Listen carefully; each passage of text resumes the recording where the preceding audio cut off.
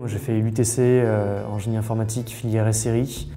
J'ai fait vraiment énormément de tech en début de carrière, en Australie et aux US. En arrivant en France, j'ai intégré un cabinet de conseil, je travaillais sur des projets des autres, mais c'était plus vraiment mes projets et je m'éloignais vraiment de la technique.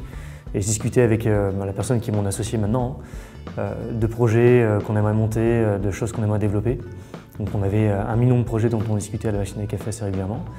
Et en parallèle, je parlais aussi des problèmes que je vivais au quotidien avec ma femme, qui est diabétique de type 1. Donc voilà, donc la façon dont elle gérait sa pathologie, c'était assez compliqué. On a eu 2 enfants, 2 grossesses, ça a été 2 événements qui ont été très complexes à gérer. Et en fait, en parlant de tout ça, on s'est dit, mais on peut certainement développer quelque chose pour améliorer son quotidien. Les patients diabétiques, ils doivent monitorer leur glycémie, taux de sucre dans le sang en permanence.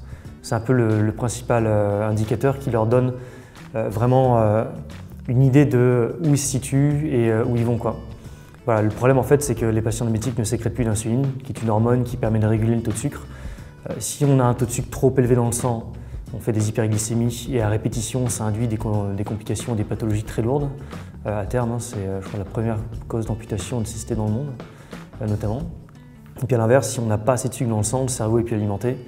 Et là, c'est les crises d'épilepsie, le coma, etc. Et ça va très vite. Nous, en regardant ça, on s'est dit en fait, ce qu'il faut faire, c'est juste donner cette information, c'est où je vais être dans 2 heures en termes de glycémie, quoi. Donc on a commencé à développer un modèle prédictif de glycémie.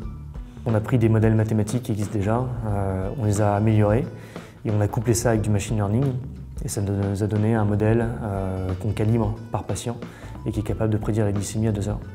Donc en fait cet outil-là il permet de compiler un peu tout ça. On est capable de regarder toutes les données passées et de comprendre quels sont les facteurs qui ont influé sur des phases qui se sont mal passées, donc des hypo, des hyperglycémies, donc de comprendre quels sont les facteurs qui induisent un dérèglement chez le patient.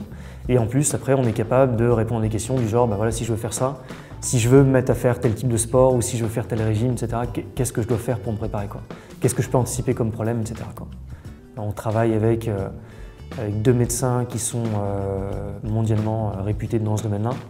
Donc on a la chance en France d'avoir des pointures mondiales dans le domaine du diabète. On travaille avec un médecin qui a travaillé à Montpellier, qui a été le premier à équiper un patient en hôpital avec un pancréas artificiel, ce qui est absolument inédit.